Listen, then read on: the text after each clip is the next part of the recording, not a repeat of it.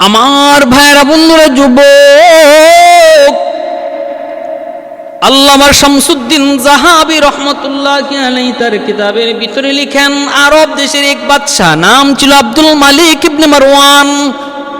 ওনার যুগে একটি ঘটে যাওয়া বাস্তব ঘটনা, কবরের আযাব। ভাইরা বন্ধুরা, একজন মদখুর দুনিয়াতে শরাব পান করত, মদ পান করত, তওবা করে মদ খাওয়া ছেড়ে দেয় নাই। এই মদ খাওয়া অবস্থায় তার মৃত্যুবরণ হয়েছিল। কবরে তার কেমন আযাব হয়, কি পরিমাণ শাস্তির সম্মুখীন হয়েছে, একটা বাস্তব ঘটনা আপনাদেরকে শোনাই। একজন মদখুরের বাস্তব একটি কবরের আযাবের ঘটনারে যুবক আল্লামা শামসুদ্দিন জাহাবী রহমতুল্লাহি আলাইহি তার কিতাবের মধ্যে লিখেন, আব্দুল মালিক ইবনে মারওয়ান উমাইয়া খলিফা, ওনার কাছে তৎকালীন যুগের এক যুবক ওনার সামনে এসে বলতেছে, আমিরুল মুমিনিন খলিফাতুল মুসলিমিন, আমি আপনার কাছে এসেছি, ইন্নী ইরতাকাবতু যামবান আযীমা, আমি বহুত বড় একটা গুনাহ করেছি, অন্যায় করেছি।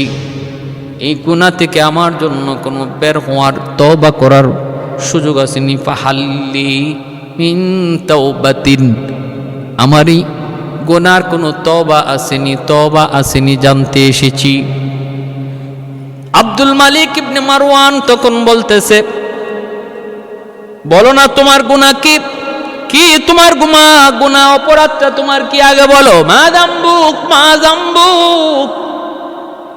যুবক গুনার কথা আর বলে না, শুধু বলে যামবি আযীম, গুনাহটা অনেক বড়, অনেক বড়।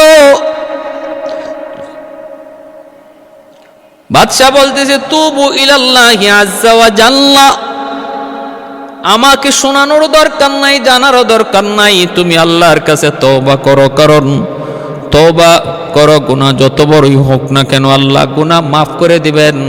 আল্লাহর রহমতের দরিয়া গুনার চেয়ে অনেক হাজার গুণ বড়। আল্লাহ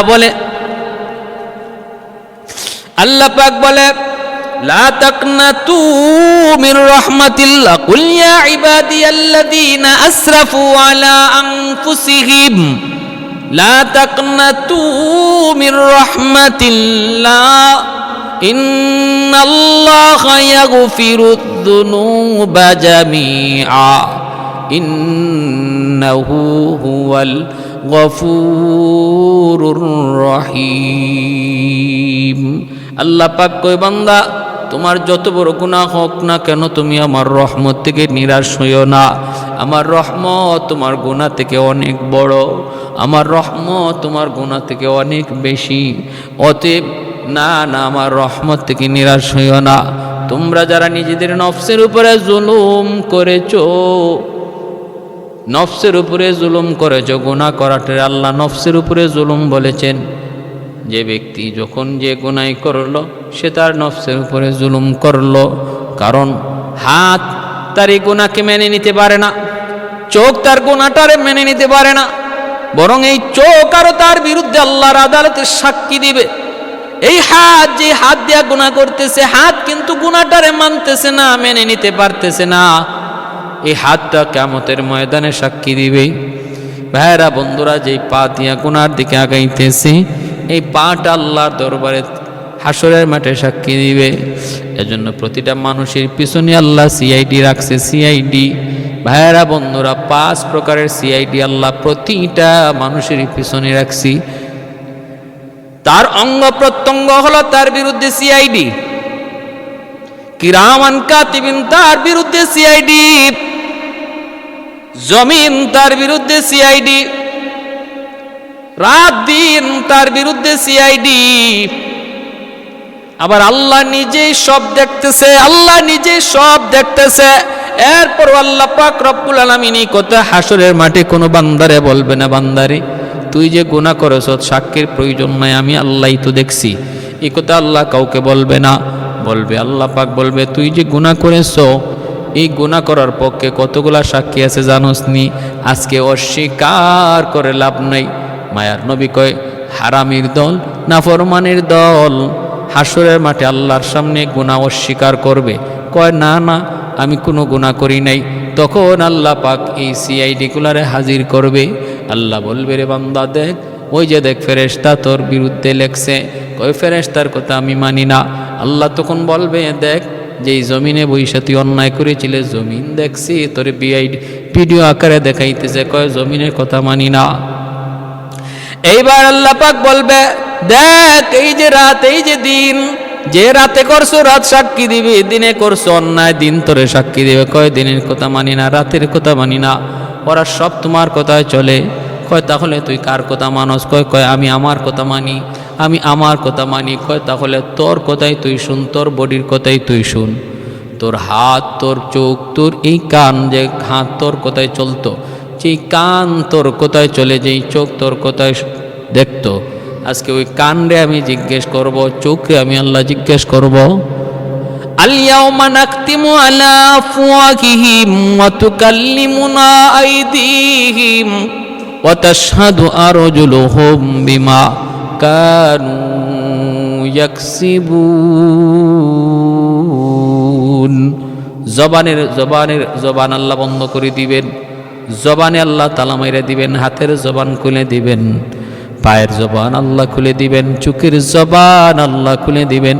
অঙ্গগুলির জবান যখন একটা একটা করে খুলে দেওয়া হয়, হাত তখন তার বিরুদ্ধে আল্লাহর সামনে সাক্ষী দিবে, চোখ সাক্ষী দিবে, কান সাক্ষী দিবে। ভাইরা বন্ধুরা, তখন ধরা কে যাবে, বলবে হায় আফসুস, হায় আফসুস, এ হাত তুই কেমন করে আমার বিরুদ্ধে সাক্ষী দিলি? তোরে সাজানোর জন্য, তোরে সুন্দর রাখার জন্যই তো আমি হারাম খাইছিলাম, হারাম কামাইছিলাম। এই দেহটাকে তাজা রাখার জন্য, সবল রাখার জন্য আমি হারাম কামাইছি, হারাম খাইছি। আজকে কেমনে তোরা এত বড় নিমক হারামি করলি? ভাইরা বন্ধুরা, আল্লাহ বলবেন, খুযুহু ফাগুল্লুহু সুম্মাল জাহিমা সাল্লু সুম্মা ফি সিলসিলাতিন যারউহা ৭০ যিরাআন ফাসলুকুহ। আল্লাহ বলবে, হারামির ধর ৭০ গজ জিঞ্জির দিয়ে ওরে বাঁধো, তারপরে জাহান্নামে নিক্ষেপ করো। ভাইরা বন্ধুরা, জন্য বলতেছিলাম, এই লোকটাকে ওই বাদশাহ আব্দুল মালিক ইবনে মারওয়ান বলতেছে, আল্লাহর কাছে তওবা করো, আল্লাহ চাইলে তোমাকে মাফ করে দিবে, আল্লাহ চাইলে তোমাকে মাফ করে দিবে। তখন বলতেছে, উস্তাদজি খলিফাতুল মুসলিমিন, আমি হলাম একজন চোর, আমি চুরি করি। কি চুরি করো? কয় কাফন চুরি করি, কাফন। এ হইল কাফন চোর। বাগদাদের যতগুলা কবর খনন করা হয়েছে, কবরে মানুষ রাখা হয়েছে, আমি ওই রাতেই কবর খনন কইরা, কবর খুঁজা ওই নতুন কাফনটা আমি চুরি কইরা বাজারে নিয়ে বিক্রি করি। এত বড় অপরাধী আমি, মরা মানুষের কাফন চুরি করি। ভাইরা বন্ধুরা, এমন চোর হয়তো বা আমাদের দেশে এখন নাই, কিন্তু বিভিন্ন ক্যাটাগরির চোর আছে, না নাই? কাফন চুরি করে, তাহলে এর কি পরিমাণ সাহস বুঝে? এ রাতের অন্ধকারে কবর, যেখানে আমরা রাতের অন্ধকারে কবরের পাশ দিয়ে যাইতে ভয় লাগে, আর এই সুরের চোর হে কবর খুঁজা লাশ বাইর করে, লাশ থেকে কাফন চুরি করে লইয়া যায়। আমাদের দেশেও এরকম কিছু ঠেডা মার্কা চোর আছে। মসজিদ আল্লাহর ঘর, আরে তুই চুরি করতে কর, তাও মসজিদের বাইরে যায় কর না, হ্যাঁ মসজিদের ভিতরে ভালো জুতা চুরি করার লাগে নামাজির বেশি ঢুকে। ওই হারামি কত বড় হারামি, এর একটু ভয় লাগলো না যে আমার আল্লাহ যদি মসজিদের জমিন আদেশ করে, আর যেখানে জুতার মধ্যে হাত দিয়ে রাখছে, আল্লাহ যদি আদেশ দেয় যে এর হাতটা যেন এইভাবেই থাকে, মসজিদের ভিতরে আল্লাহর ঘরের ভিতরে চুরি করতে আসছে, যদি আল্লাহ এরকম আদেশ দিয়া দেয়, তো ওর ১৪ গোষ্ঠী ওরে তুলতে পারবো, ওরে নিতে পারবো? হ্যাঁ, আল্লাহ যদি আদেশ দেয়, কারণ জমিন আল্লাহর সোর্স, আল্লাহর সৈনিক, এই পাথর আল্লাহর সৈনিক, যত সৃষ্টি জীব রয়েছে সব কিছু আল্লাহর সৈনিক। মুহূর্তের ভিতরে আল্লাহ আদেশ দেওয়া মাত্রই সেটা পালন হয়ে যাবে। জমিনকে আল্লাহ যখন আদেশ দিব, ওরে ধর, সাথে সাথে ধরবে। কারুনকে আল্লাহ বলছে ধরছে, আজও পর্যন্ত জমিনে দাপতেছে, মহল লইয়া, সমস্ত অর্থ ধন সম্পদ লইয়া মাটির নিচেই শুধু যাইতেছে কিয়ামত পর্যন্ত। সে শুধু নিচেই যাবে, নিচেই যাবে। ধরছে না জমিন? ধরছে। ফেরাউন্ডে নীল দরিয়ার পানি ধরছে, লোহিত সাগরের পানি ধরছে, হ্যাঁ, নমরুদ্রে মশায় ধরছে, মশায়। ঠিক এই ধরনের চুর বাংলাদেশে আসেনি না নাই? জুতা চুর বিভিন্ন দেশে এই ঠেড়া মার্কা চোর নাই। মসজিদের ভিতরে আমরা জুতার বাক্স রাখিয়া কুল পাই না, এরপরে মসজিদের ভিতরের জুতার বাক্স থেকে চুরে জুতা লইয়া যায়। পৃথিবীর বিভিন্ন দেশ আছে, মুসলিম দেশ, যেখানে মসজিদে জুতার বাক্স রাখার সিস্টেমই নেই। তার মানে জুতা বাহিরে রাখতে হয়। তো জুতার বাক্স যদি ভিতরে রাখার সিস্টেম না থাকে, বাহিরে জুতা রাখতে হয়, তাহলে কি বোঝা গেল? ওই দেশে জুতা চোর নাই। কি বোঝা গেল? জুতা চোর নাই।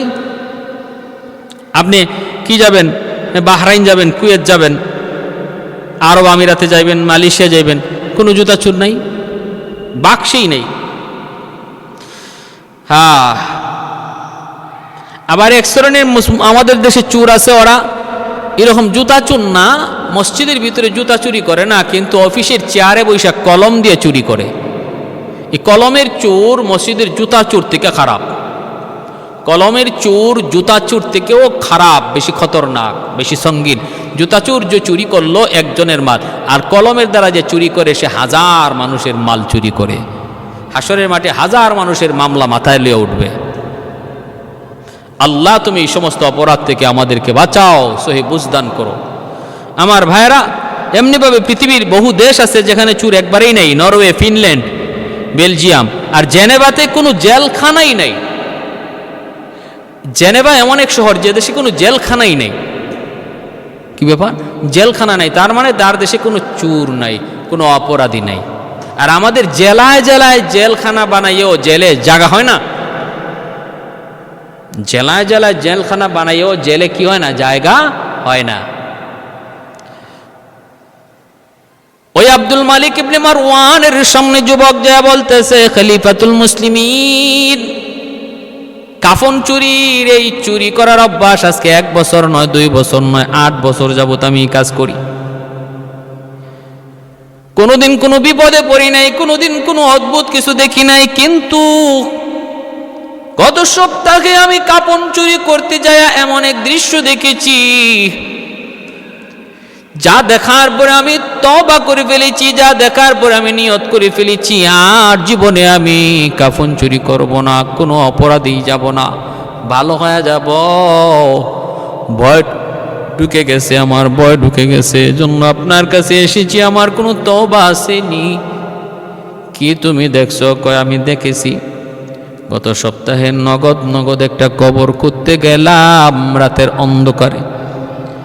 কবরটা খুঁজে আমি যখন লাশটার কাফন সরাইলাম, সরাইয়া দেখি ফারাইতু সাহিবাহা কাদ হুবিলাল খিনজির। আমি দেখতে পেলাম ওই মানুষটার মানুষ নাই, তার চেহারাটা শুয়োরের চেহারা হয়ে গেছে, শুয়োরের চেহারা। আমি দেখা মাত্রই আমার শরীর ঝাড়া দিয়া উঠল, লাফ দিয়া কবর থেকে উঠলাম। কবরের পারে আমি বেহুশ হয়ে গেলাম, ভয়ে বেহুশ হয়ে গেলাম। এখন তো আমি এত ভয় পাইছি, আমার আর হুঁশই নাই। নিজের হাতে আমি যেই মানুষটারে কবরে রাখলাম দিনের বেলা, রাতের বেলা ওই মানুষটার চেহারা আর মানুষের মতো নাই, চেহারাটা তো হয়ে গেছে একটা শুয়োরের চেহারা। কাদ হুবিলাল খিনজির, খিনজিরে পরিণত হয়ে গেছে। ফজরের আজানের আওয়াজ কানে আসলো, আমার হুঁশ ফিরল, আওয়াজ আসলো, হুঁশ ফিরল। আমি কাঁপতে লাগলাম আর কাঁদতে লাগলাম, মালিক আমি বহুত বড় অন্যায় করেছি গো মালিক, ও আল্লাহ আমি বহুত বড় অন্যায় করেছি, আমি আর জীবনে এমন অন্যায় করব না, এমন অপরাধ করব না। এই বইলা যখন একটু উঠতে যাব, তখনই আমি গায়েব থেকে একটা আওয়াজ পাইলাম, গায়েব থেকে একটা অদৃশ্য আওয়াজ, আলা তাসআলু আন আমালিহি, এ যুবক তুমি কি জিজ্ঞেস করবো না ওই মানুষটার বদামল কি ছিল, যেই মানুষটারে নিজের হাতে তুমি কবরে রাখছো, এই মানুষটা কেমন করে শুয়োর হয়ে গেল, কি ছিল তার বদামল, তুমি কি তা বলবা না, জিজ্ঞেস করবা না? চুপ করে আসো কেন? তুমি কি জানতে চাইবা না জানতে চাও না? লিমাযা ইউআযাবু ইয়া রাব। তখন আমি বললাম, আল্লাহ তুমি কেন তার এই শাস্তি দিতেছো? এই শাস্তির ভিতরে তুমি তারে কেন রাখছো? ভাইরা বন্ধুরা, আমি যখন জিজ্ঞেস করলাম কি ছিল তার অপরাধ, কি ছিল তার অপরাধ, কোন অপরাধের কারণে আজকে তার চেহারা শুয়োর হয়ে গেল, অথচ মুসলমানের সন্তান কবরে রাখা হয়েছে, তখন আওয়াজ হলো কানা ইয়াশরাবুল খামরা ওয়া মাতা মিন গায়রি তাওবাতিন। আল্লামা শামসুদ্দিন জাহাবী রাহমাতুল্লাহি আলাইহি তার কিতাবের মধ্যে এই ঘটনাটা তুলে ধরেছেন। বাগদাদ শরীফের একটা বাস্তব ঘটনা, কবরের আযাবের। বাগদাদে বাস্তব একটা কবরের আযাবের ঘটনা। যুবক বলতেছে, তখন অদৃশ্য থেকে আওয়াজ হলো, সে মদ পান করত, নেশা করত, কিন্তু মৃত্যু হয়েছে তার এমন হালতে সে তওবা করে নাই, তওবা করে মদ ছাড়ে নাই, তওবা ছাড়া তার মৃত্যু হয়েছে। এই অভ্যাসে জড়িত থাকা অবস্থায় তার মরণ হয়েছে, বিদায় তার চেহারা আর মানুষের সুরত নাই, হয়ে গেছে শুয়োর। ভাইরা বন্ধুরা, জন্য বলতেছিলাম রে ভাই, একটু খেয়াল করে শুনো, কবরের ভিতরে এমন আযাব আসেনি না নাই? সব জায়গায় আল্লাহ দেখায় না, মাঝে মাঝে আল্লাহ কবরের আযাব দেখায়। একটা মদখুরের কবরের আযাবের দৃশ্য, বাস্তব একটা ঘটনা আমরা শুনলাম। ভাইরা বন্ধুরা, এবার শুনুন, আমরা কেন যে কবরের আযাবের ব্যাপারে এতটা গাফিল। সর্বদা আল্লাহ দেখায় না, মাঝে মাঝে আল্লাহ পাক দেখায়। আল্লাহর নবী, রহমতের নবী বলে, সব কিছু কবরের আযাব শুনে ইল্লা সাকালাইন, শুধু মানুষের জিন ছাড়া সবাই কবরের আযাবের আওয়াজ শুনতে পায়। এজন্য গরু ছাগল মাঝে মাঝে কবরের পাশ থেকে দৌড় দেয়। ভাইরা বন্ধুরা, মানুষকে যদি আল্লাহ কবরের আযাব দেখাইতো, মানুষ রাতের বেলা কবরের পাশ দিয়া যাওয়া দূরের কথা, দিনের বেলাও কেউ কবরের পাশ দিয়া যাইতো না। মানুষকে যদি আল্লাহ কবরের আযাব দেখাইতো, তাহলে রে ভাই মানুষের দুনিয়াদারি বন্ধ হয়ে যাইত, নিজাম বন্ধ হয়ে যাইত দুনিয়ার। মা কবরের ভিতরে আযাব ভোগ করতেছে, বাবার চিল্লানির আওয়াজ, এই আওয়াজ সন্তানের কানে আসলে সন্তান খানা খাইতে পারতো না, চাকরি বাকরি করতে পারতো না, ব্যবসা বাণিজ্যে মন লাগতো না, ঘুমাইতে গেলে তার ঘুম আসতো না, খাইতে গেলে খানা পেটে যাইতো না, দুনিয়াদারি বন্ধ হয়ে যাইত। এজন্য আল্লাহ পাক কবরের আযাব মানুষের চোখের আড়াল করে রাখছেন। সন্তান বাবার কবরের পাশেই দাঁড়ায় আছে, জানে না কবরের ভিতরে বাবা কেমন শাস্তিতে আছে, খবর নাই। যদি খবর হয়ে যায় তাহলে তো তার দুনিয়াদারি 12টা বেজে যাবে। আল্লাহ চোখের আড়াল করে রাখছেন, মাঝে মাঝে আল্লাহ কিছু দেখায়। এ ভাইরা, পাকিস্তানের ডাক্তার আহমদ নূর, পাকিস্তানের একজন বহুত বড় তাকবীরওয়ালা, তিনি বলেন, রাওয়ালপিন্ডিতে আমি এক তবলিগের জামাতে গেলাম, খুশুসি গাছতে বের হয়েছি। ভাইয়েরা বন্ধুরা, খুশুসি গাছ তো 3 শ্রেণীর মানুষকে দাওয়াত দিতে হয়, 3 শ্রেণীর মানুষকে দাওয়াত দিতে হয়। কয়েক হলো দিনের বড়, আরেক হলো কাজের বড়, আরেক হলো দুনিয়ার বড়। দিনের বড় উলামায়ে কেরাম, তাদের কাছে আগে যাও। তারপরে কাজের বড় যারা দাওয়াত ও তাবলীগের কাজে বেশি সময় লাগাইছে, তারা কাজের বড়, তাদের পরামর্শ নাও। 3 নম্বর হলো দুনিয়ার বড়, বড় ব্যবসায়ী, বড় মেম্বার, চেয়ারম্যান, সমাজের দলপতি, নেতা, সমাজপতি, তাদের কাছে যাও দাওয়াত নিয়া। ভাইয়েরা বন্ধুরা, ডাক্তার আহমদ নূর তিনি বলেন, আমরা খুশুসি গাছতে বের হইলাম। তারপরে দেখি কিছু যুবক এক জায়গায় বসা। আমি ওই যুবকদেরকে দাওয়াত দিলাম মসজিদে যাওয়ার জন্য। যুবকরা বলতেছে, ঠিক আছে আমরা আসতেছি মসজিদে। এই বইলা আমরা দাওয়াত দিয়ে চলে আসলাম। দেখলাম যুবকরা ঠিকই আসছে। বয়ান শুরু হলো, কবরের আযাবের কথার বয়ান চলছে। ওই অবস্থায় ওই যুবকদের একজন যুবক তখন বলতেছে, হুজুর আপনারা তো কবরের আযাব কিতাব থেকে শুইনা বলতেছেন, আর আমি কবরের আযাব নিজের চোখে দেখছি। ওই রাওয়ালপিন্ডির ওই যুবক সে বলতেছে, হুজুর আমি কবরের আযাব নিজের চোখে দেখছি। কেউ কি তুমি বলে, হ্যাঁ। হুজুর আমি একজন সাবেক সৈনিক, আর্মি, সাধারণ একজন সৈনিক। আমি হলাম একজন সৈনিক, আমি আর্মিতে চাকরি করি। হুজুর আমি রাওয়ালপিন্ডিতে আমাদের যে বাংকার ছিল, বাংকারের পাশেই ছিল একটা বিশাল বড় কবরস্থান। আমি আমার জীবনের কথা আপনাকে বলি, ফজরের নামাজের পরে কবরস্থানে দিয়ে আমি হাঁটতেছি আর পাহারা দিতেছি আমাদের বাংকার। হঠাৎ করে শুনলাম একটা কটকট কটকট আওয়াজ, অনেকগুলি কবর, একটা কটকট আওয়াজ, কি যেন খাইতেছে একটা আওয়াজ। আমি একটু আওয়াজ করলাম, কোত্থেকে আওয়াজটা বের হয় অনুমান করে বুঝে ফেললাম যে একটা কবরের ভিতর থেকে একটা আওয়াজ আসতেছে, কটকট আওয়াজ। আমি বিষয়টা বোঝার জন্য আমার হাতের রাইফেলে বার দিয়ে আমি একটা একটা করে ইট সরাইতে লাগলাম। সরাইয়া যখন আমি কবরটার একটা ছিদ্র বের করলাম, তাকায় দেখি একটা লাশ, ভিতরে একটা লাশ, আর লাশটার পাশে অদ্ভুত জন্তু, ইঁদুরের মতো কিন্তু অদ্ভুত ভয়ঙ্কর ইঁদুরের সাইজের একটা জন্তু, একটা জানোয়ার লাশটার পাশে বসা। আমি দেখলাম দেখা মাত্রই দেখা গেল ওই ইঁদুরটা আমাকে দেখেই জানোয়ারটা একটু আড়ালে চলে গেল। আমি এখন দেখি তারে দেখা যায় না। আরো কয়েকটা ইট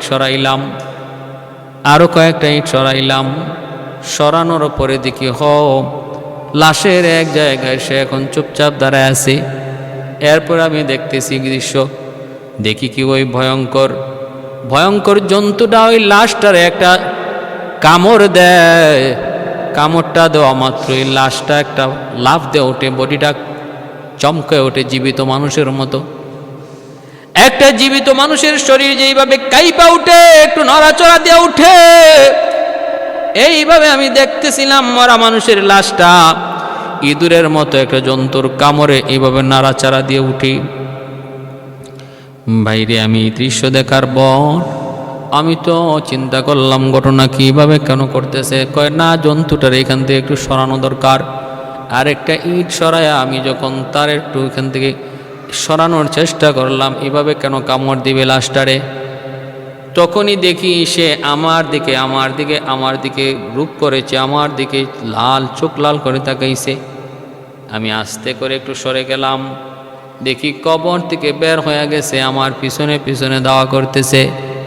আমিও দৌড় শুরু করলাম। এটা তো এমন এক জন্তু, এখানে আমার রাইফেল চলবে না, আমার শক্তি চলবে না, গুলি করলেও আমি পারবো না। আমি বুঝতেছি আমি মনে হয় ধরা খেয়ে গেছি, আমি মনে হয় এখন এই বিপদের মুখে পড়ে গেছি, বাঁচবো না। ওই অবস্থায় আমি দৌড়াইতেছি, পিছনে ওই অদ্ভুত জন্তুটাও দৌড়াইতেছে। আমি যাই দেখি একটা ছোট্ট খাল পার হওয়া লাগবে। আমি ভাবতেছি খালটা আমি পার হয়ে যাই, এই খালের পানির কারণে হয়তো জন্তুটা আর খাল পার হবে না, আমি কোনো রকম পার হয়ে যাই। আমি খালের পানিতে নামলাম, নাইমা যখন পারে কাছাকাছি চলে যাব, ওই মুহূর্তে জন্তুটা খালের পানির কাছে আইসা সে পানিতে নামে নাই, বাট পানিতে একটু মুখ লাগাইছে গো। যেই মাত্র পানিতে মুখ লাগাইছে, আমি তখনও পানিতে ছিলাম, আমার হাঁটু পরিমাণ পানিতে ছিল। আমি সাথে টের পাইলাম পুরা পানিটা আগুন হয়ে গেছে, আগুনের মতো গরম হয়ে গেছে। আর পানির ওই গরমে আমার পা দুইটা, একটা পা তখনও ছিল আমার, ওই পাটা ঝলসে গেছে। দৌড় দিয়ে আমি উপরে উঠি, ডাকাটাকি শুরু করি, মানুষ আমাকে উদ্ধার করে। এরপরে জন্তুটা চলে যায়, আমি আর দেখি নাই।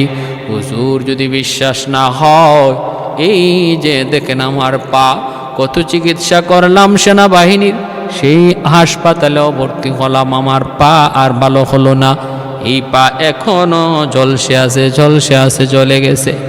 ভাইরা বন্ধুরা জন্য বলতেছিলাম রে ভাই, কবর এক ভয়ঙ্কর জায়গা। আল কবরু রাউযাতুম মিন রিয়াজিল জান্নাহ আও হুফরাতুম মিন হুফারিন নার। নবী বলেন সুজায় আকরা নামক একটা সাপ আল্লাহ পাক বেনামাজির কবরে দেওয়া হবে, বেনামাজির কবরে। ওই সাপটার চোখটা হবে আগুনের মতো, নখগুলি হবে লোহার নখ। ভাইরা বন্ধুরা, সাপটা কামড় দিবে, দংশন করবে ফজরের নামাজ কাজা করার কারণে জুহর পর্যন্ত। বলবে আমি তোর ওই নামাজ, যেই নামাজ তুই ফজরের কাজা করেছ, জুহর পর্যন্ত আমাকে পাঠানো হয়েছে তোরে দংশন করার জন্য। আমি ওই বিষাক্ত সাপ জুহর কাজা করার কারণে তোরে দংশন করব আসর পর্যন্ত, আসর কাজা করার কারণে তোরে দংশন করব মাগরিব পর্যন্ত, মাগরিব কাজা করার কারণে তোরে দংশন করব এশা পর্যন্ত, এশা কাজা করার কারণে তোরে দংশন করব ফজর পর্যন্ত। এইভাবে বেনামাজির কবরে ৯৯টা সাপ, আর সাপের লিডার সুজায় আকরা। এই সাপগুলি কামড়াবে। ভাইরা বন্ধুরা, বাস্তব দৃশ্য রাওয়ালপিন্ডিতে ওই সৈনিক দেখেছে, মরা লাশটা পর্যন্ত কামড়টা খাই আল্লাহ মাইরা উঠি। এবার বুঝেন কত বড় বিষাক্ত বনজন্তু, বিষাক্ত বিচ্ছু আর বিষাক্ত সাপ। ভাইরা বন্ধুরা জন্য বলতেছিলাম, ভাইরে কবরের আযাব থেকে যদি বাঁচতে হয় রে ভাই, উলামায়ে কেরাম তোমাদেরকে বইলা যায়, শুধুমাত্র নোটিশ টানা যায়, নোটিশ। এ ভাই, নোটিশ টানায় দেওয়া আমাদের দায়িত্ব, জোর করে নামাজি বানানো আমাদের দায়িত্ব না। একজন মানুষ অপরাধীর দরজার সামনে নোটিশ টানায় দেওয়া, সেটা হলো পিয়নের দায়িত্ব। অপরাধ থেকে তারে ফিরানো পিয়নের দায়িত্ব নয়। কেউ যদি বলে আমারে জজে ডাকছে আমি যাইমু না, পিয়ন বলবে তুমি যাও না যাও, সেটা আমার বিষয় না, আমার দায়িত্ব ছিল তোমার দরজার সামনে নোটিশ টানায় দেওয়া। এখন যদি তুমি না যা পারো, জজরে যদি তুমি বুঝায় পারো, সেটা তোমার বিষয়, আর জজের বিষয় আমার বিষয় না। উলামায়ে কেরাম শুধু জাতিকে আযাবের কথা, কবরের কথা, হাসরের কথা বুঝায় যাবে। কে মানবে কে মানবে না সেটা তোমার বিষয় আর মালিকের বিষয় রে ভাই। আমাদের দায়িত্ব কিন্তু জোর জবরদস্তি করা নয়, পিয়নের মতো নোটিশ টানায়া দেওয়া উলামায়ে কেরামের দায়িত্ব। বাকি মানা না মানা সেটা তোমার আমার বিষয়। আল্লাহ কোরআনের মধ্যে নিজেই বলেছেন, বন্ধু তুমি দারোগা নও, লাস্তা আলাইহিম বিমুসাইতির, তুমি দারোগা নও যে জোর করে কাউকে নামাজি বানাইবা, জোর করে কাউকে পিটাইয়া তুমি তারে হালাল পথে চালাইবা। তোমার কাম দাওয়াত দেওয়া, তোমার কাম কি করা। আমার ভাইয়েরা বন্ধুরা জন্য বলতেছিলাম, কবর হলো আখিরাতের সফরের সবচেয়ে সর্বপ্রথম ঘাঁটি। আখিরাতের ভয়ঙ্কর সফরের সর্বপ্রথম ঘাঁটি হলো কবর রে ভাই। এই কবর জগতে যারা 3 প্রশ্ন যাদের সই হবে, কবরটা যাদের জান্নাতের বাগান হয়ে যাবে, মনে রাখবা তার বাকি আখিরাতের লম্বা সফরের সমস্ত ঘাট আল্লাহ পাক আসান করে দিবে। কবরের ভিতরে যে ধরা খায়া যাবে, সামনের জীবনের সমস্ত ঘাট তার ধরা খাইতে হবে। ভাইরে, এজন্য একজন সন্তানরে আলেম বানায় যাও, কোরআনের হাফেজ বানাও, আলেমে দিন বানাও। দুনিয়ার কর্মের কারণে যদি কবরের মধ্যে আযাব ভোগ করতে হয়, মায়ার নবী কয় যদি দুনিয়াতে একটা সদকায়ে জারিয়া সন্তান আলেম বানায় যাইতে পারো, হাফেজে কোরআন বানায় যাইতে পারো, ওই সন্তানের উসিলায়, তার নেকির উসিলায় আল্লাহ তোমাকে একদিন কবরের আযাব থেকে মুক্তি দিয়ে দিবে। হাকিমুল উম্মত থানবী আলী রহমাত তার কিতাবের ভিতরে লিখেন, একটা ছোট্ট বালক বাবার কবরের পাশে যায় দাঁড়ায় কয় বিসমিল্লাহির রহমানির রহিম। কারণ এই বাবা তার স্ত্রীকে ওসিয়ত করছিল, স্ত্রী গো মনে হয় বাঁচব না, যদি আল্লাহ আমাকে ছেলে সন্তান দেয়, আমার ছেলেটারে তুমি কোরআনের হাফেজ বানাও, আলেম বানাও। পয়লা কাজী সাহেব মারা গেছে, এই ছেলেকে মা মাদ্রাসায় ভর্তি করেছে, কোরআনের হাফেজ বানাবে। আল্লাহর কালামের সবক যেদিন নিল ওই দিন চোখের পানি চাইরা ছোট্ট বালক কান্দে। আজ যদি আমার আব্বা দুনিয়া থাকতেন তাহলে বাবা আমার সবক নেওয়া দেখতেন, মুস্তাদদেরকে মিষ্টি খাওয়াইতেন গো। দুনিয়াতে আমার বাবা না, আমি মালিকের কালাম সবক নিছি, কিন্তু কে আমার উস্তাদদেরকে মিষ্টি খাওয়াবে? বন্ধুরা সবক নেয়, বন্ধুদের বাবারা কোরআন সবক নেওয়ার কারণে উস্তাদদের মিষ্টি খাওয়ায়। এই কথা ভাইবা ছোট্ট বালক বাবার কবরের পাশে দাঁড়ায় চোখের পানিটা সাইরা কান্দে আর কয়, বাবা আজ যদি তুমি দুনিয়ায় থাকতা তাহলে মিষ্টি খাওয়াইতা, আমাকে নতুন জামা কিনা দিতা, নতুন টুপি কিনা দিতা। বাবা গো তুমি কবরে কেমন আছো জানি না। এই বইলা সন্তান যখন বিসমিল্লাহির রহমানির রহিম কয়ে ডাক দিছে, আল্লাহ পাক কয়, রে আযাবের ফেরেশতারা আযাব বন্ধ কর। আমার বান্দার ছোট্ট বাচ্চাটা আমি আল্লাহ রে রহমান রহিম কয়ে ডাক দিছে। যার ছোট্ট বাচ্চাটা আমি আল্লাহ রে অতি দয়ালু কয়ে ডাক দেয়, আমি আল্লাহ তার বাবারে কেমনে শাস্তি দেই? যে ছোট্ট বাবুটা আমি আল্লাহ রে রহমান রহিম কয়া ডাক দেয়, আমি আল্লাহ তার বাবারে কেমনে শাস্তি দেই, আযাব দেই। আযাব বন্ধ করো, আযাব বন্ধ করো। সাথে সাথে আল্লাহ বাবার আযাব বন্ধ করে দিছে রে ভাই।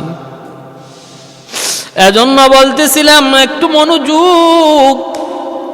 এ বাবা একটু বুঝো না, সন্তান দুনিয়াতে জন্ম দিছো কামাই খাওয়ার জন্য নয়। উদ্দেশ্য আগে নিয়ত তুমি সই করো বাবা হিসাবে, মা হিসাবে। সন্তান জন্ম দিছি আল্লাহর রেজামন্দির জন্য। সন্তান যেন আমার জন্য সদকায়ে জারিয়া হয়। আমার সন্তান যেন, আমি অপরাধী হলেও কবরের ভিতরে অশান্তিতে থাকলে যেন আমার সন্তানের উসিলায় আল্লাহ পাক আমার আযাব আল্লাহ বন্ধ করে আমাকে যেন আল্লাহ পাক শান্তি দেয়। এই উদ্দেশ্যে সন্তান জন্ম দেওয়া, এই উদ্দেশ্যে সন্তানরে দিন শিখানো, এই উদ্দেশ্যে সন্তানকে কোরআনের হাফেজ বানানো, তবেই একজন বাবা মা সার্থক সফল।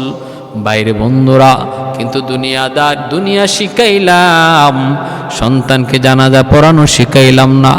দুনিয়া শিখাইলাম, কবরের পাশে ইয়াসিন তিলাওয়াত করা শিখাইলাম না। আমি বাবা ব্যর্থ, আমি মা ব্যর্থ। এ মা, তুমিও মা, একজন হাফেজে কোরআনের মাও মা। এ বাবা, তুমিও বাবা, একজন মুফতি সাহেবের বাবাও বাবা। ভাইরে একটু নিজের মন রে বুঝাও। দুনিয়া নিজের চেষ্টা দিয়া, নিজের বুদ্ধি দিয়া কামাই করার বস্তু না। সন্তান যদি ভালো আলেম হয়, মুফতি সাহেব হয়, দিনের বহুত বড় দায়ী হয়, দুনিয়া তার পিছনে ঘুরবে, দুনিয়ার পিছনে যে ঘুরে দুনিয়া তারে ধরা দেয় না। যে আখিরাতের পিছনে দৌড়ায়, দুনিয়া তার পিছনে দৌড়ায়। এজন্যই তো কুতবুল আলম শাইখুল ইসলাম হুসাইন আহমদ মাদানী আলাইহির রাহমা, ওনার পিছনে এক লোক টাকার বান্ডিল লইয়া দৌড়ে, হুজুর আপনারে হাদিয়া দিতাম। হুজুরা কয় টাইম নাই, আমার লাগবে না। হ্যাঁ হাদিয়া দিতাম কয়, হুজুরা কয় লাগবে না। একটা পর্যায়ে সে টাকা দিতেই পারে না, হুজুরে নেয় না, দিতে পারে না। হুজুর যেই জুতা পরেন ওই জুতার ভিতরে সে টাকার বান্ডিল রেখে দিছে। আল্লাহর ওলি তিনি তো আর জানেন না ওই জুতার ভিতরে টাকা তিনি পা ঢুকাইয়া দিছে। ঢুকানো মাত্রই তিনি বুঝতে পারছেন টাকার বান্ডিল তার পায়ের নিচে। আল্লাহর ওলি তখন বলেছিলেন, আল্লাহর পাগল হও, দুনিয়া তোমার পাগল হয়ে যাবে, তুমি আল্লাহর পিছনে দৌড়াও, আখিরাতের পিছনে দৌড়াও। দুনিয়া তোমার পিছনে দৌড়াবে, তুমি আখিরাতকে সামনে লও। দুনিয়া আল্লাহ তোমার পায়ের তলে ঢুকায় দিবে। এই যে দেখো আমার পায়ের তলে দুনিয়া। উলামায়ে কেরাম শান শৌকতের সাথে আল্লাহ পাক দুনিয়াতে রাখতেছে না। এখন তো উলামায়ে কেরাম বিমানে চড়তেছে, হেলিকপ্টারে চড়তেছে, দামি দামি গাড়িতে চড়তেছে। যুগ পাল্টে গেছে, আগের মতো না। আলহামদুলিল্লাহ এখন ভালো ভালো ফ্যামিলির ভালো ভালো পরিবারের সন্তান এখন দিনের লাইনে পড়তেছে। সমাজ যেইভাবে অধপতনের দিকে যাচ্ছে, এর থেকে যদি বাঁচতে হয়, বাঁচাইতে হয়, সন্তানকে দিন শিখাও, এর কোনো বিকল্প নাই, বুঝাইও হবে না।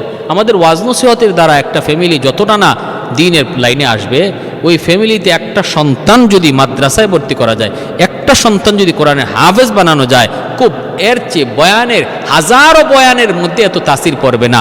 একটা ছেলে যদি ওই ফ্যামিলির আলেম হয়, হাফেজ হয়, যতটা তাসির পড়বে, যতটা দ্রুত এর অ্যাকশন হবে। বহু গ্রামকে গ্রাম ছিল বিদাত, হকপন্থী একজন আলেমের খাতিরে আল্লাহ বিদাত দূর করে দিছে। ফ্যামিলিকে ফ্যামিলি ছিল বেলাইনে বেপথে বেফরদায়, একজন কোরআনের হাফেজের উসিলায় আল্লাহ গোটা পরিবারটারে পর্দার ভিতরে দিনের লাইনে নিয়ে আসছে। হাজারো নজির রয়েছে, হাজারো নজির। এজন্য মা বাবাকে বলতেছি, আগে বাপ মার চিন্তা চেতনা সহি করো, বাপ মা আগে চিন্তা চেতনা সহি করো যে আমি কেমন সন্তান চাই, এই সিদ্ধান্তটা আগে সঠিক করেন। এই ক্ষেত্রে যেই বাপ মা রং সিদ্ধান্ত নিবে, তার সন্তানের ভবিষ্যৎ অন্ধকার হবে। আর এই ক্ষেত্রে যে বাপ মা সঠিক সিদ্ধান্ত নিবে, হ্যাঁ ডাক্তার যদি বানানো, ইঞ্জিনিয়ার যদি বানান, কিন্তু 5 বছর তারে মাদ্রাসায় পড়ান, কোরআন শিখান, দিন শিখান, হাদিস শিখান, দিনের সহি মৌলিক জ্ঞানটা তার অন্তরে ঢুকান। তারপরে আপনি যদি স্কুলেও দেন, এই ছেলে জানাজা পড়ানো শিখবে, বাবার মাথার পাশে বৈশা কোরআন ইয়াসিন পড়বে, কবরের পাশে যে ইয়াসিন পড়বে, কলেজে গেলেও পাক্কা নামাজি হবে, হ্যাঁ ভার্সিটিতে গেলেও সে পর্দা মাইনা চলবে। 5 বৎসর মিনিমাম তারে মাদ্রাসায় পড়ান। এটা বাপমার কাছে আমার অনুরোধ, আপনাদের কাছে আমার অনুরোধ, বাপমা 5টা বৎসর সন্তানকে মাদ্রাসায় পড়ান। ভাইয়েরা আমার, কবরে আযাব থেকে বাঁচতে হলে দুনিয়াতে কত ছোট ছোট ভুল অভাব নেই। কবরে আযাব প্রস্রাবের কারণে, আল্লাহ নবী দেখছেন প্রস্রাবের সিটার কারণে, পবিত্র ভালো করে পবিত্র না হওয়ার কারণে কবরে আযাব হইতেছে, নবী নিজের চোখে দেখছেন। মিথ্যা কথা চুগলখড়ির কারণে কবরে আযাব হইতেছে, নবী দেখছেন। ভাইয়েরা বন্ধুরা, বাপ মার সাথে বেয়াদবি করার কারণে কবরে আযাব হইতেছে, দেখছেন। এমন অসংখ্য অগণিত আমাদের দ্বারা এমন দোষ ত্রুটি অপরাধ হয়ে যাচ্ছে। অতএব কবরে কোন হালতে আমরা যায় পৌঁছবো আমরা কেউ জানি না রে ভাই। অনুরোধ করে বলবো, একজন সন্তানকে কোরআনের হাফেজ বানায় যাও, আলেম বানায় যাও। বাঁচবার কিছুটা উপায় আছে, নতুবা বাঁচবার কোনো উপায় নাই, বাঁচবার কোনো উপায় নাই। আর সদকায়ে জারিয়ার ব্যবস্থা করে যাও, মসজিদ বানাও, মাদ্রাসা বানাও, একটু জায়গা মাদ্রাসার জন্য দিয়া যাও, নিচে পারলে মাদ্রাসা বানাও। সন্তান যদি না থাকে, না পারো, একজন মাদ্রাসার ছোট্ট একটা বাচ্চারে শুরু থেকে নিয়ে শেষ পর্যন্ত হাফেজ বানাইতে যত খরচটা বহন করো। এই ছেলেটাও হাফেজ হওয়ার পরে যত হাফেজ বানাবে, যত হাফেজ তার দানা তৈরি হবে, তোমার খরচে সে হাফেজ হওয়ার কারণে এর একটা অংশ সওয়াব আল্লাহ তোমার কবরে পৌঁছায় দিবে। হাওরের মাঝখানে পানির ব্যবস্থা না, একটা পানির নলকূপ বসায় দাও। মানুষ কাম কাজ করে, মানুষ সফর করে, মাঝখানে একটু পানি পান করবে। যতদিন পানি পান করবে, কবরে তোমার সওয়াব পৌঁছবে। একটা গাছ লাগায় দিলাম মরুভূমিতে, রাস্তার মাঝখানে মানুষ পথিক গাছের নিচে বসে একটু আরাম করবে। যতদিন গাছ থাকবে, কবরে শুয়ে তুমি এর সওয়াব পাইতে থাকবে। একখানা কিতাব, ধর্মীয় কিতাব লেখা যাও, ওই কিতাবটা দুনিয়াতে যতদিন চলবে তোমার কবরের সওয়াব পাইতে থাকবে। উলামায়ে কেরাম কথা বলে, ভালো ভালো কথাগুলি তুমি এক জায়গায় জমা করে ভিডিও আকারে সেটা যদি তুমি সংরক্ষিত রেখে মানুষকে বুঝাইয়া দিতে পারো, মানুষের কাছে পৌঁছাইয়া দিতে পারো, এতটুকু মেহনত তুমি করেছো। মিডিয়াওয়ালা ভাইরা এরাও যদি দিনের স্বার্থে ভালো নিয়তে, সহি নিয়তে, মন্দ কথা না উঠাইয়া, মন্দ কথা কাইটা ভালো কথাগুলি মানুষকে হেদায়েতের উদ্দেশ্যে সাপ্লাই করে মিডিয়াতে সারে, তাহলে তাদের দেওয়া এই নেক কাজ, এই বয়ান যতদিন থাকবে ততদিন হুজুর কবরে চলে গেলে তার কবরে এই সওয়াব পাবে। যারা এটা দিল, যে দিল তার কবরেও সওয়াব পৌঁছবে।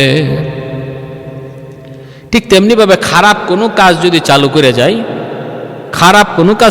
যাই, আমার দ্বারা একটা ফুটবল টুর্নামেন্ট, ক্রিকেট টুর্নামেন্ট আমার দ্বারা চালু হয়েছিল, আমি কবরে চলে গেছি, টুর্নামেন্ট এখনো চলে, খবর আছে। এই কবরেও এই মাইর জারি থাকবে। সিনেমা হল দিয়া গেছে, আরেক বেটাতে মসজিদ হে দিছে সিনেমা হল। মসজিদ দিয়া সে কবরে যাইয়া সোয়াব পায়, আর সিনেমা হল দিয়া হে কবরে গিয়েও ডান্ডার বাড়ি খায় যতদিন সিনেমা দেখবে। বই লেখছে ইসলামের বিরুদ্ধে বা কোনো মন্তব্য করছে ইসলামের বিরুদ্ধে, মন্তব্য যতদিন দুনিয়া থাকবে তার মন্তব্যের কারণে যতদিন বেলাইনে যাবে কবরে ডান্ডা খাবে। ইয়ার হাজিরিন, এর জন্য সাবধান সাবধান। কবর জগৎ যদি আমার সুন্দর হয়, যদি সাজাইতে পারি, আমার আখেরাতের জীবন সুন্দর হয়ে যাবে। আমার ভাইয়েরা বন্ধুরা, নবী বলেন আল কবরু রাউযাতুম মিন রিয়াদিল জান্নাহ আও হুফরাতুম মিন হুফারিন নার। কারো জন্য কবর হবে জান্নাতের বাগান, কারো জন্য কবর হবে জাহান্নামের কুণ্ড। আল্লাহ আমাদের সবাইকে আমাদের কবর জান্নাতের বাগান বানাইবার তৌফিক দান করুন। আর যাবতীয় অন্যায় থেকে যেই সমস্ত কাজে কবরে আযাব হয়, যেমন মা বাবার অবাধ্য হওয়া, এই এত বড় জঘন্য অপরাধ থেকে আল্লাহ বাঁচান। চুগুলগুড়ি থেকে আল্লাহ বাঁচান। প্রস্রাব পায়খানা করে ভালোভাবে পবিত্র হওয়ার তৌফিক আল্লাহ আমাদেরকে দান করুন। ওয়া আখির দাওয়ানা আনিল হামদুলিল্লাহি রব্বিল আলামিন।